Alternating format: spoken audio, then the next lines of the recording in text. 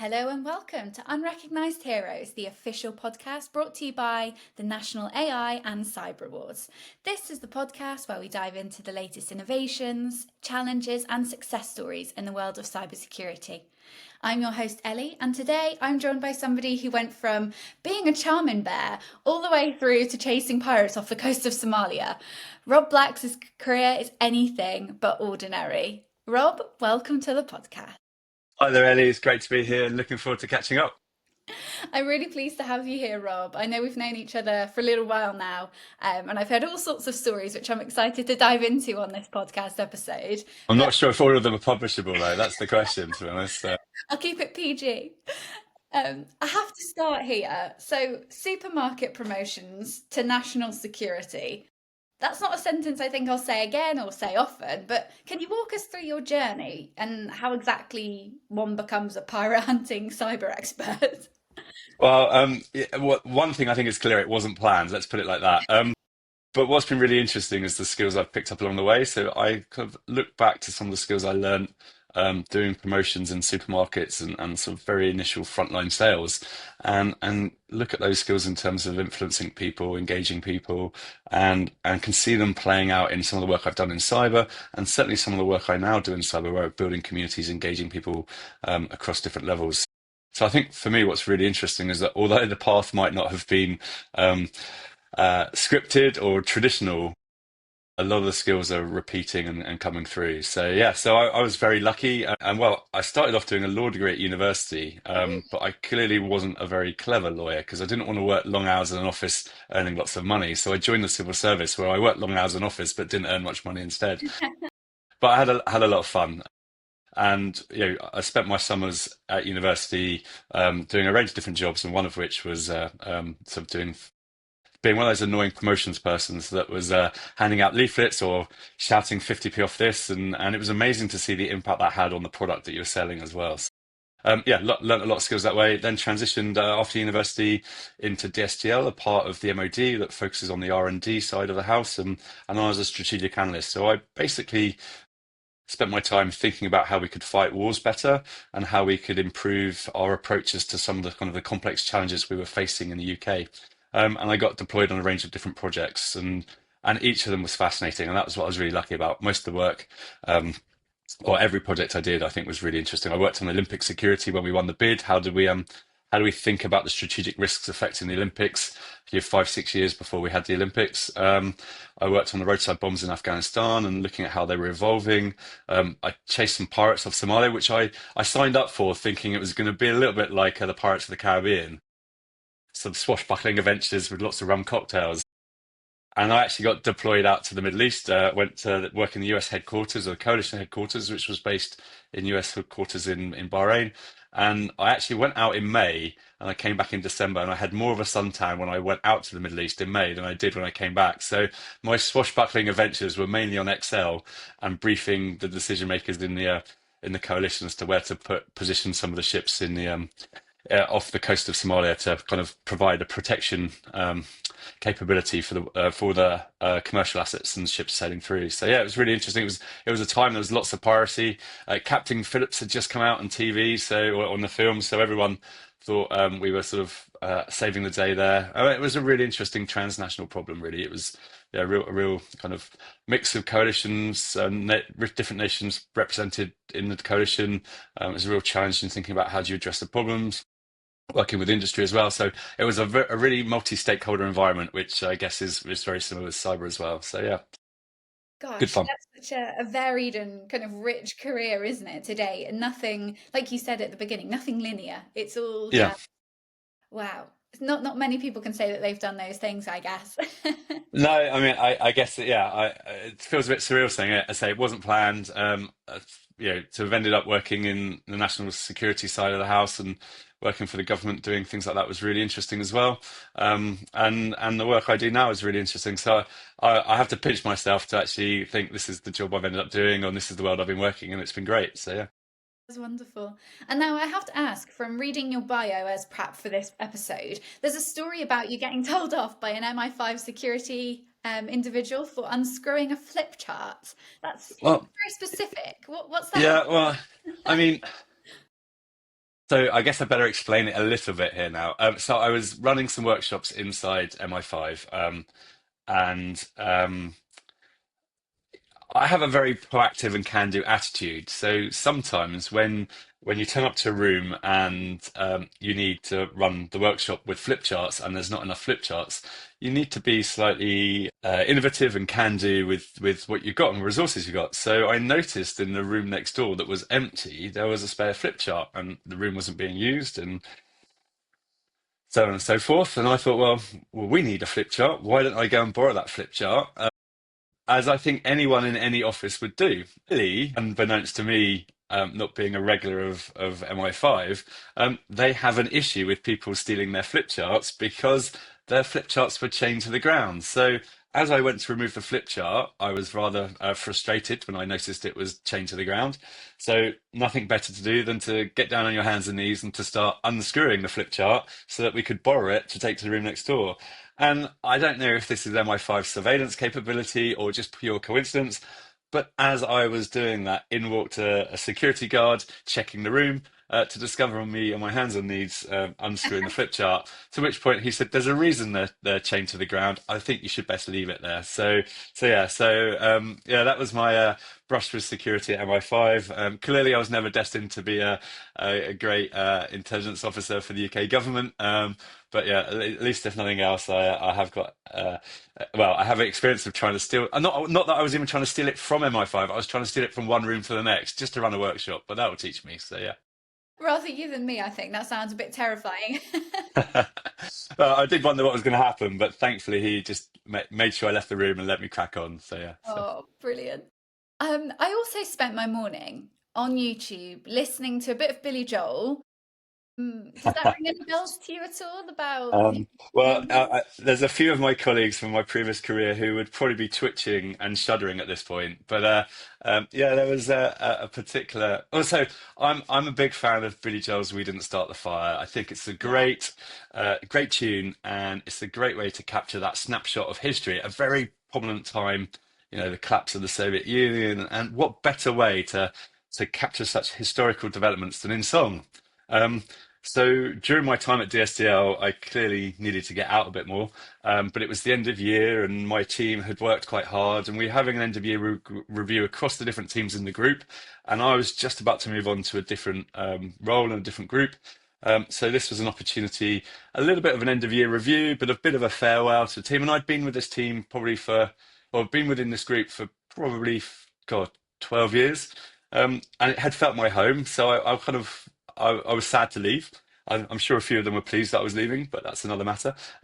So I rewrote the lyrics to "We Didn't Start the Fire" to capture all the developments that had happened that year in our team and in our group, and I thought that was quite a good thing to do. And I obviously got the song going, and I even put a PowerPoint slide to time, so I timed it with a song. Anyway, at the end of year review, I stood up as we did, and we had to give our highlights and so on, and give the team review, and you know, point out a couple of key performers and so on.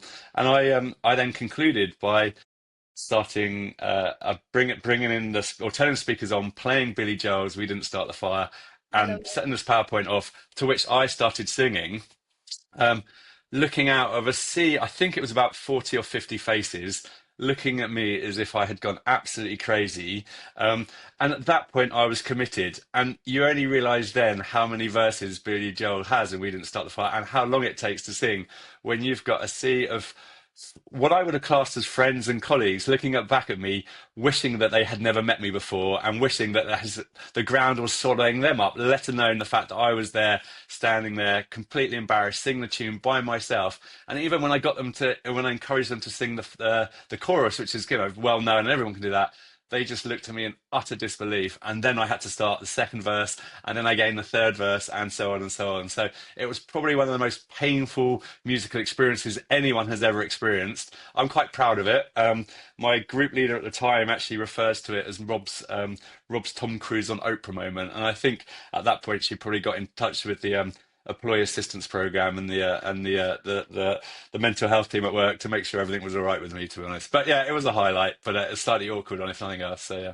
the longest 4 minutes of your life. Yeah, it felt pretty bad, to be honest. So yeah, so I think It's creative, it's fun. Well, I thought so. I'm not sure if the team thought that. I think they just wish it never happened, to be honest. And yeah, I don't think it's been mentioned much ever since, to be honest. They're just too ashamed that they know someone who did that, to be honest. So yeah. That's excellent. Well, on that kind of nice segue, I suppose, I just want to shift gears a second because, of course, as we mentioned, you had such a varied career, lots of laughs along the way, it sounds, but you've also done some incredibly intense work, kind of analysing roadside bombs, as you mentioned, predicting how threats evolve, and that can be serious pressure, I imagine. So, how did you manage the weight of that responsibility? Um, I guess at the time it never very felt like a weight of responsibility. You were very conscious that there were people out there in Afghanistan and Iraq on the front line who were dying, um, Yeah. and that they were doing the heavy roles. And you know, you're reading in the papers every day. They were coming back, having been out on patrol and being hit, and there was a real sense of this was the mission we had to work towards, and this was the priority, and all hands at the pump to do what we could. Um, so. I guess I can't say that I felt stressed in terms of how I would imagine they were feeling stressed, but it was really good to have that drive to get out of bed and make sure you were trying to do things that were going to make a considerable difference. And we were looking at was to analyze where the technology was going and how they were evolving their tactics and techniques, so that we could get ahead of the curve with the procurement program and the research program, because you can imagine if they develop a new technology and new type of IED, and it takes us 18 months to respond with producing kit to go out to the front line. That's 18 months where people are very vulnerable and dying. Anything we could shorten that time, it just gave us a real incentivized approach and a real mission. And I'm I'm I'm a big believer that okay, yes, money helps and things like that, but you'll get more out of people if you're motivating them to the mission and you're all buying into the same cause. And that was a real clear cause to work for, and quite humbling when you used to hear chaps. And I remember one particular moment we were. And it sounds remarkably obvious, but again, you just don't think about these things. We were in a meeting talking about the new technologies we were developing and rolling out and so on. And this guy came in and, well, I mean, I don't think it was even 2021, and he gave us experience of what it was like talking about it. And he was talking about how they were out in patrol, and at that time there was a 1 in 3 likelihood the patrol was getting hit, and they were taking turns to lead the patrol. These guys were, there was a good chance they were going to get hit. And they were talking about how they were carrying their rifles, how they were carrying a metal detecting IED device to split that. And then we were giving them another piece of kit that they had to use in their hands to detect. And you're like, hang on a sec, they've only got 2 arms. And, so it was it really brought it to life that, these guys were putting themselves on the line in ways that we weren't even having to worry about. We were working hard, but they were really putting their lives on the line, and anything we could do to help them. So having that mission, that purpose was great. And I think actually there's parallels in cyber, although perhaps not necessarily having the physical harm. Yeah. The SOC teams and the kind of cybersecurity teams are really having to put the effort in to defend themselves. And I don't think we see cybersecurity as sort of as attritional as we do warfare. But there's a range of different threat actors out there who don't have just have to think about the co-op attacks and the Marks and Spencer attacks just happening at the moment, who are out to hit your organizations and to hit your businesses and so on. And the cybersecurity teams are the frontline defenders at the moment of most of those threats. Yeah, and you nicely kind of answered my next question, I think, because you've gone from very tactical defense roles to the broader field, I guess, of cybersecurity. And I wondered, what is that thread that connects everything that you've done through all of these varied roles that you've had? So I think there's two interesting angles in that. I think for me, it's the thread of the mission, and I think the focus of making that difference. But I think the other thread is for me, it's recognizing that um, I wouldn't see myself as a deep technical specialist. I would see myself as a sort of a generalist. And I get a lot of um, personal satisfaction or uh, sense of reward by joining people up and facilitating those links between people and making things happen as a result of that. So for me, a lot of the work I was doing in DSDL in the early days of my career was sort of bringing subject matter experts together, working with them, thinking creatively with them, and coming up with novel approaches. And a lot of the work I do now in my cybersecurity role, and if I think about the competition, the Cyber Leaders Challenge, and think of some of the work I do, it's about bringing CISOs together. It's about bringing students together with CISOs, and it's getting them to learn and be inspired and be mentored, and actually to make those connections, to think about novel approaches, and to take action as a result forward. So for me, that.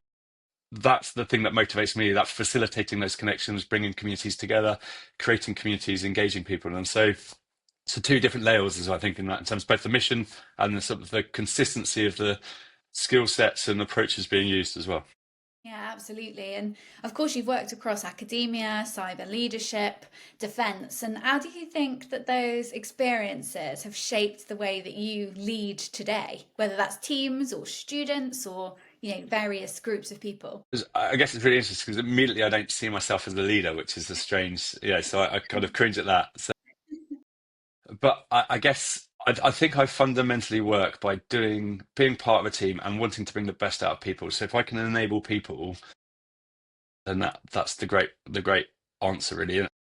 Being a part of the team or working with a bunch of people to empower them, to facilitate for them, and not being frightened to roll my sleeves up and get stuck in. If I think of the Cyber Leaders Challenge, I don't think there's a single task that I would ask of my team that I wouldn't do myself and wouldn't be prepared to do. And I think as a result, having the team know that you are prepared to do anything and to make it happen, and you'll support them and you'll encourage them and empower them. I think that's probably the sort of leadership style I'll adopt, really, or would adopt. But yeah, I'm very much just focusing on facilitating, connecting others, enabling others, and through that trying to create movement towards our objectives, whatever it might be. Yeah. So perhaps an informal leader, I think.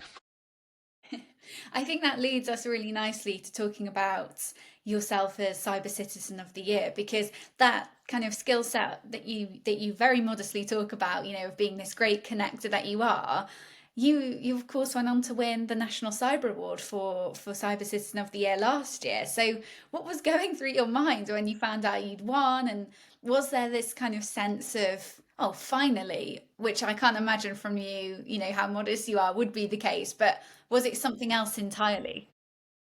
If I'm honest with you, what was going through my mind at the moment I won, I was taking a photo of the nominees on the big screen because I thought here's an opportunity to capture it because I'm never going to have my name up on lights as a nominee ever again.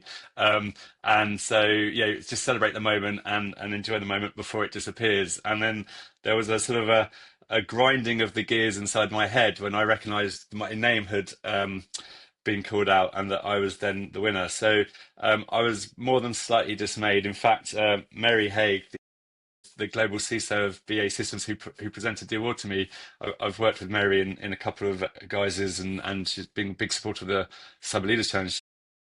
She said apparently as I was walking towards her to collect the prize, it's the quietest she's ever seen me, and the biggest look of disbelief and shock. So yes, I have to admit, there wasn't a sense of, and finally there's a sense of shock because I guess I was up against some fantastic nominees who are doing some great things and have done some great things in cyber.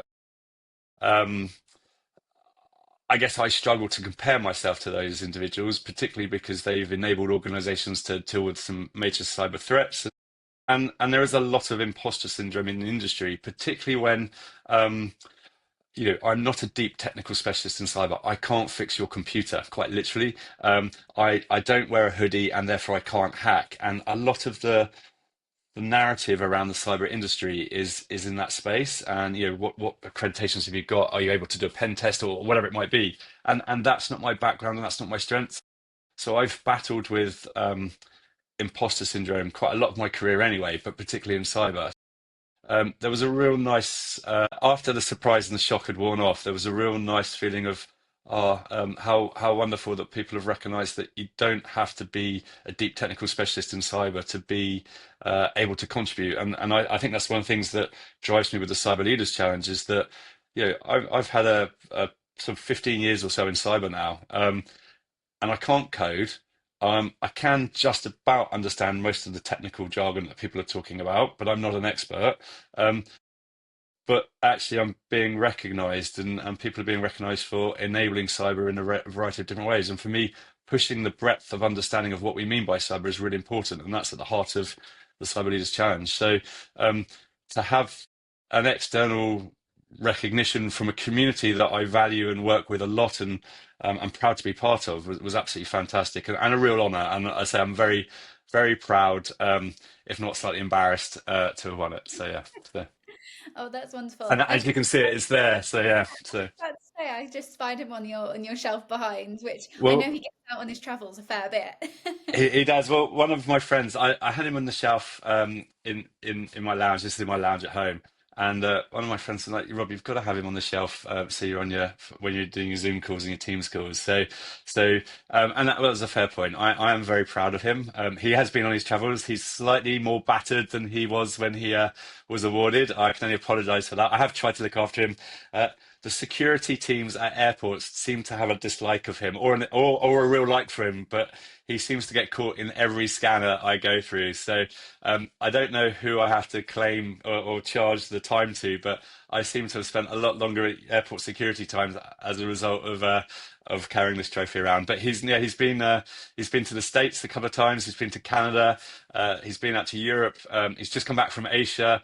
I've got a few more months left before handing over the title to someone else. And my goal is to get him to Africa, South America, and Australia. I mean, I'd love to take him to Antarctica. So if anyone's got a cybersecurity challenge in Antarctica and you need me and a trophy to come out and help, let me know. And yeah, that's my goal is to get to as many continents as possible. So yeah, Perhaps you can pass the baton on to the yeah, 2025 winner, and they can take them to, yeah, Asia yeah. and God I knows think where. so. Yeah. I mean, we'll have to start getting in touch with Amazon and a few other organised SpaceX to see if we can get the trophy to the moon as well. So yeah. I So love it. That sounds like a great plan for the next steps. I just want to touch on something you said there about imposter syndrome because whilst I'm having these conversations with people on the podcast and outside of the podcast, but in general conversations, it seems like it's extremely prevalent for people to experience imposter syndrome, and often people that you you view as role models. And how do you push through that imposter syndrome to kind of validate yourself in what you're doing, because you are doing amazing work? So how do you push through it? uh, I don't know if I've got the right answer. I guess for me, it's a reoccurring challenge, and it's something I do have to focus on and work on. And I say that because um, this isn't a woe is me moment, it's just recognizing it. And I think I get a lot of validation from, and I know I've mentioned it, but this UK Cyber Leaders Challenge in encouraging individuals into a cyber career and getting them to see that if someone like me can be grappling with this, it's okay if they're grappling with it, and it actually shouldn't then be a hurdle. You've just got to keep on pushing on. And I think there's some stats about the gender divide in jobs, and if a man looks at a job and he meets 60% of the criteria, he was more than willing to apply, but a woman will need to meet 90% of the criteria before she'd even consider applying. And I think hurdles like that we just really need to work on to really try and empower people to give it their best shot, recognize that they've got a range of capabilities and competencies. And for me, those competencies need to be encouraged and seen to be much broader than how we normally define it. So again, every year the DCIT report comes out on the labour market in cybersecurity, and we talk about how the technical skills are missing, but we also talk about how these other human-centric and soft skills and leadership skills are missing and are needed. And if we think about the challenges of CISOs at the moment, the biggest challenge for CISOs is how to communicate cyber risk as a business risk to the board. It isn't about really sitting on deep technical expertise. It's about having the teams who might be experts, but it's really having a set of different competencies and skills. And I think the more we revisit those topics, the more we highlight that it's beyond just technical. For me, that will enable the validation of the other skill sets, and that's particularly where my imposter syndrome sits. Is that I have to pinch myself most days with the roles that I do, because my job is about bringing people together, helping them think about how they do their job better and improve the approaches they take. That's wonderful, and I get some great opportunities to do it. And those skill sets, whether it be facilitating a conversation or emceeing a conference and so on, come naturally to me, and I'm really lucky. But I know other people who couldn't think of anything worse than standing in a stage and singing "Don't We Didn't Start the Fire," for example. So, you know, um, Yeah. it's just about understanding your strengths and that they're different to other people's strengths, and that some roles need more of those other strengths, and some roles need more of your type of strengths. And actually, the more you can work together and bring the best of a diverse team together, you'll be able to approach the problems you're doing with the best effect possible. So that's a long, waffly answer, but for me, it's really just about recognizing the range of competencies and highlighting your strengths, really. Yeah, I think it's incredibly powerful as well to, empower people to say, okay, I'm not a deep techie, but I'm valued in this industry, and I can carry out a range of positions in cybersecurity that aren't, like you say, extremely technical, and my skills matter. So I like that message. And I think because it's still a relatively new industry, so you know, for the most of the experienced cybersecurity professionals at the moment, they didn't come in through a standard established path of doing a cybersecurity degree and then into this and into that. They came in doing something else, transferred into cyber. It became cyber before they realized it, and then they had to get on and do it. So, in the land of the blind, the one-eyed man was king for a lot of this time. Now we're beginning to see the accreditation processes, the professionalization. The UK Cybersecurity Council is doing some great work, for example, in looking at what we'd need to have for different roles and profiles. And you're also seeing a range of different university apprenticeships and university courses that are enabling people to enter into the profession with sort of the background theoretical training. Or the actual training. And so hopefully over time that will reduce the imposter syndrome as well. But I hope at the same time it doesn't hinder other people for seeing the opportunity, because cyber is so broad. The digital world is so ingrained and interwoven across our lives that there's so many different aspects of cyber that whatever your background, whatever your thinking, whatever your competencies, you can do something in cyber and have a valuable, interesting competition contribution and enjoy it as well. Yeah, absolutely. And I mean, for yourself, Rob, you've got this great blend of humor that we've obviously discovered throughout this episode. But for people that know you outside of this podcast, I think we all know that you're extremely funny and you have a lot of humility as well as the hardcore skills to back it up. But what advice would you give to somebody trying to break into cyber, feeling like I don't quite fit the mold? What would you say to them? So I'll perhaps come back to that one next, but I'll give an example. That happened to me last year at the competition. A chap came up to me and he said, "Rob," or he said Mr. Black, and I sort of said, "Look, please don't call me that. Mr. Rob was a lot easier." He said, "Look, I've done a law degree. I've seen that you've done a law degree. I'm now doing a cyber masters, and I don't feel like I belong. I don't, everyone's telling me I need to do more technical work, but I'm not sure." And I was fortunate, and I guess this is an example of the power of the competition, but actually a more broader example about the community. I said to him, "Look, within a few minutes, you're going to go and listen to this chap. Yeah, he happened to be the legal director at GCHQ. You're going to listen to him about his career as a lawyer in cyber. And then I want to introduce you to this chap, and he's come from a background of law and is now doing this in cyber. And then I want to introduce you to this individual, and she's a leading lawyer in this organization. And I want to introduce you to this guy." And within the space of about an hour, I had given him hooks into the industry in different areas where he could see role models and people that he was looking up to and go, "Wow, I can see that." And that's what I think is really important that we do. We empower people from different communities, different backgrounds. And not only do we empower them with the right skills, but we give them the goals and the visualizations by seeing people in those roles doing things that they go, "Yeah, I look up to them, I want to do." So for me, that's really important to feel that. I guess I don't feel like I do fit the mold. I don't think I ever have. I think that's probably where I use a little bit of humor to make sure I get away with things in terms of covering up some of my weaknesses or vanity. But I think it's taken me a long time through my career to feel comfortable recognizing that actually I can be a bit lighthearted and good-humored.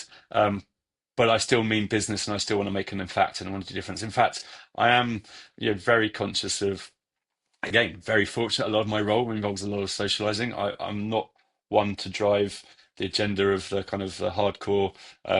You have to do business in a pub or anything like that. But I want to make sure that I'm facilitating communities as best I can and enabling that. So for me, it's about making sure that um, I can create the right conditions for people to connect and enable each other and help each other, and not necessarily be typecast in any particular way. Um, so that example of that individual, and I'm sure he'll know who he is when I've talked about him. But I think that's a great example of the community more broadly. I've moved into cyber, having worked in defence and national security, and I think the community is very supportive, and that's one of the things I really like. We champion each other, we champion different initiatives well. So I think there is a range of if I was encouraging people to think about how they progress through is to find your tribe. And I'm lucky; I've got a few tribes in cyber that I really do feel part of, and in finding my tribes, they allow me to be me. which sounds remarkably cheesy, but I think that's true. I feel relaxed. I feel comfortable. I do feel I can have a laugh and a joke. And people know that whilst I'm having a laugh and joke, that I will still get the job done, and I still put the effort in and so on. And I think that's really important to allow people, whatever their background, whatever their agenda, whatever their identity, to really be honest in themselves and say, "This is who I am, and this is how I'm turning up." And I think that works really well, to be honest. And I say I'm very fortunate with I've got a great set of tribes that I belong to, and they push me forward, and hopefully I help them as well.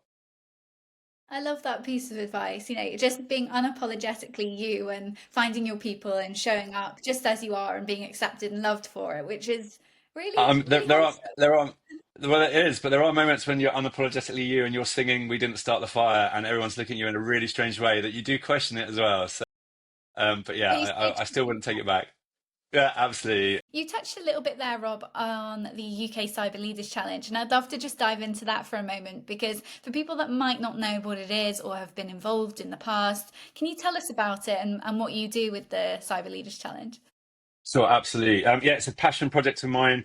Been involved for a few years as we've built the initiative or the type of initiative. But the UK Cyber Leaders Challenge is for us an opportunity to inspire the next generation of cybersecurity leaders and encourage individuals from a variety of different backgrounds to consider a career in cybersecurity. So at the moment, it's focused on university students, and we get teams of university students. So if you're listening as a university lecturer or as an academic, encourage your students to participate. And if you're listening as a student, please do participate. If you're listening as someone in the industry, and you want to support and get involved, please do get in touch and come and join us as a judge or as a mentor of some of the students. And if you're also from an organisation which has got loads of money left over, then also let us know because we could always do some extra sponsorship. But I've got the sales bit out of the way. But what is really cool about the competition is we encourage the students to come in and participate as advisors to the government during the time of a cybersecurity crisis, an escalating crisis affecting the UK.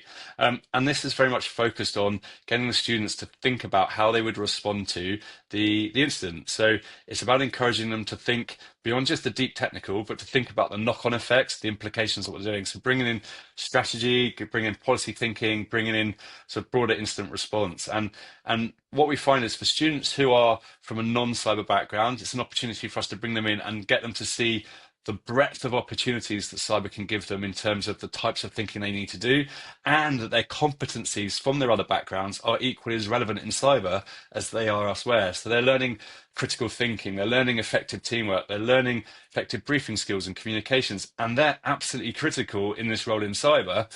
So they're seeing that they could have a valuable contribution and they could be empowered and excited to have a great career in cyber, even though they've never thought about cyber before. And we've had some great students come through from different backgrounds who've gone on and done some fantastic roles in cyber, having never even thought about cyber before. And then for the deep technical specialists and the students who are, from STEM topics or doing cybersecurity courses, it's a real opportunity for them to kind of bring the theory to life in a safe environment where they can practice things, practice the brain, but also lift their heads up from the technical solutions and think, okay, well, if we do this technical solution, this is going to have this effect. What do we need to think about strategically, and so on? So, what that's at the core of the competition. It's a knockout competition to crown the winners, but alongside that, we spend our time. Empowering students with other skills and connecting them with industry. So we have great representatives from across government and our sponsors and broader industry who come in. They act as judges for the students to assess their performance in the briefings, but they also talk about their careers. They also showcase what kind of work they do. They give them mentoring tips on how to perform well in a competency based interview, how to think about structuring your CV, how to present yourself in the best possible way to join and enter into the industry. So my goal through the competition is to bring as many students as possible into cybersecurity and get them to experience what it's like, get them to feel comfortable networking and meeting with people who are champions of the industry already, and then feel able to go off and explore a career path with them or follow up with them afterwards. So my goal is to reduce that barrier of entry for the students to come and do interesting things. And what always surprises me is the quality of the students. At first, every year I'm excited by the quality of the students coming through. And then immediately I'm thinking, God, these guys are going to be competing with me for jobs quite soon. I better get a job secured before they come into the market because they are really good and it's really healthy. We've got an amazing set of diversity statistics. We've got a 50-50 gender split, which is almost unheard of in cyber. A really good balance of ethnicity and neurodiversity as well. And for me, that highlights that if we move beyond the traditional approach to cyber as deep technical specialism, focusing on STEM, and we think about cyber more broadly, we can reach out to different communities and we can inspire them, we can empower them, and we can get them connected into an industry that is so desperate for their skills and so willing to them to give a path. So it's a great passion project of mine. I've got a fantastic team behind me who really help deliver. We've got some great supporters and sponsors across government and industry. Um, Personally, I think every time I focus on a competition, I imagine myself 15 years ago before I got into cyber, or a few more years ago when I was at university, and I won't mention how many years that was. And I think about what I would have liked, what I would have needed, but I was too scared to ask for. And that's what I really focus on, trying to empower those students with that, so that they can really make the most of that opportunity to connect with the industry more broadly. So do get involved if anyone wants to get involved. We'd love to have you on board, really. It's such a fantastic initiative, and I know that we, as the team here at Future Tech, have loved getting involved, and we're really looking forward to meeting the students as part of, the Cyber Awards this year when they come along. So, Yeah, and it's great to have the partnership with you guys. And yeah, what a fantastic award to, our winning team, an all-female winning team are going to come along to the Cyber Awards and and have a wonderful evening with the best of the best in the country doing fantastic cybersecurity stuff, learning about what they're doing, seeing the awards, seeing the nominees. Again, for me, what a great prize, what a great opportunity. So yeah, thank you for donating that as well. no, it's not a problem at all. We're really excited about it, actually. And as you say, a whole female team, which is unheard of. So, Well, pretty good. So yeah. really good going. In fact, out of our 11 finalists, we had seven ladies in the final out of our 11 finalists, which is pretty good. So yeah, Love it. Love it. Go girls. yeah, absolutely. I need to have words with the boys and start encouraging them to do a little bit better next year. So yeah, so Oh, fantastic. We've covered a lot in this episode so far, and I always like to close us out on a bit of a fun question. Although we've had so much fun, I feel like my cheeks are hurting from smiling so much. But if you could have one superpower to help you in your work today, what would it be and why, Rob? I'm laughing about that because there's a joke with one of my friends about his superpower skills, which is definitely not to be shared on the air. But it's taken me straight back to that straight away. I'm probably going to go with a really cheesy and soft answer. But if I could have one skill, I guess it's related to empathy, but it would be to make sure that anyone and everyone I was working with felt as though they were kind of massively supported and part of the group and part of the community they're in. And anything we can do to bring people in, to put them at ease, and allow them to bring the best out of themselves in that role would be the thing, to be honest. And I think too often we don't appreciate what's going on in people's lives. The challenges they might be facing at home, or the challenges they might be facing with the stress of the job or whatever it might be. So anything that we can do, if I could put people at ease that in that way, to make them feel comfortable, part of a trusted community, to enable to bring out their best, that would be, and bring out their best not just in a work mode but in themselves. So they were confidently acting, being as authentic as they could be. I think that would be what I'd like to enable, to be honest. So not as cheesy as stretchy hands or something like that, but yeah, to No, I think that's probably the most lovely answer we've had on the podcast because it's about people, isn't it? And in this world that's so, emerging with technology all of the time and embedded into our day-to-day lives, I think it's nice to have that human connection and to welcome people into the industry and all the bits that go with it. Just showing a bit of empathy and a bit of kindness does go far, doesn't it? And I think absolutely, and in an age where we're post-pandemic, we're used to virtual working now and working from home. It can be quite an isolating existence. So the more we can make people feel recognised, I think the better, and the more it will enable them as well. And yeah, bring out the authenticness in people would be fantastic. I love it. Rob, this has been such a fun episode, as It's been expected. good. I've loved I say, hopefully it's been good. I've enjoyed Thank it. you so much for sharing your stories, your insights, and of course, your musical talents with us all. I didn't think. Be glad, everyone who's listening. Be glad I didn't start singing. I That might almost happen in bars. Yeah, there might be a few karaoke bars around the world that are still recovering. But yeah, count yourself lucky, everyone, that I didn't break out into song. I think you are proof that the path to cyber doesn't have to be linear to be incredibly impactful. So thank you so much for taking the time out to tell us your stories and share things with us. I'm sure the audience will have loved this as much as I've loved chatting with you today. For anyone that's enjoyed listening to this episode, please subscribe to our channel and follow us over on LinkedIn for upcoming episodes. And Rob, thank you so much once again.